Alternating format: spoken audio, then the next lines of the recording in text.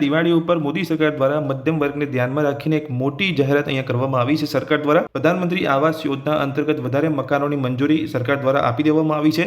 તો અહીંયા વાત કરીએ કે અહીંયા પ્રધાનમંત્રી આવાસ યોજના અંતર્ગત તમે જોઈ શકો છો 1.41 લાખ મકાનોના નિર્માણને અહીંયા મંજૂરી આપવામાં આવી છે. તો આ મકાનોનું નિર્માણ ક્યાં ક્યાં થશે તો તમે જોઈ શકો છો તેની અંદર અહીંયા ગુજરાતનો પણ સમાવેશ કરવામાં આવ્યો છે. તો આ મકાનોનું નિર્માણ ગુજરાત સહિત 14 રાજ્યો કેન્દ્ર શાસિત પ્રદેશોમાં પણ થશે. તો આ ડિટેલમાં માહિતી તમે નીચે જોઈ શકો છો કે અહીંયા જે સરકાર દ્વારા જે જાહેરાત કરવામાં આવી છે. કેન્દ્રની નરેન્દ્ર મોદી સરકારે દિવાળી પર મધ્યમ વર્ગને મોટી ભેટ આપી છે. કેન્દ્રીય આવાસ અને શહેરી બાબતોના મંત્રાલયે પ્રધાનમંત્રી આવાસ યોજના 2.0 શહેરી PMAY એટલે કે પ્રધાનમંત્રી આવાસ યોજના શહેરી 2.0 અંતર્ગત વધુ 1.41 લાખ મકાનોના નિર્માણ માટે મંજૂરી આપી દીધી છે. જો તમે અહીંયા પ્રધાનમંત્રી આવાસ યોજના અંતર્ગત લાભ મેળવવા માંગતા હોય કે જે પણ વ્યક્તિના નામ પર તમે ઘર ખરીદી રહ્યા હોય તો તેમના નામ પર કોઈ મકાન ના હોવું જોઈએ તો જ તમને અહીંયા પ્રધાનમંત્રી આવાસ યોજના અંતર્ગત સબસિડીનો લાભ મળતો હોય છે. પ્રધાનમંત્રી આવાસ યોજના વિશે વધારે જાણકારી મેળવવા માંગતા હોય કે કોણ કોણ આ યોજનાની અંદર લાભ મેળવી શકે છે તો તેના પર મેં અલગથી એક વિડીયો ચેનલ પર બનાવેલો છે જે જોઈને તમે માહિતી મેળવી શકો છો. તો પ્રધાનમંત્રી આવાસ યોજના 2.0 યોજનાને લગતા દરેક વિડીયો તમને મારી ચેનલ પર મળી જશે.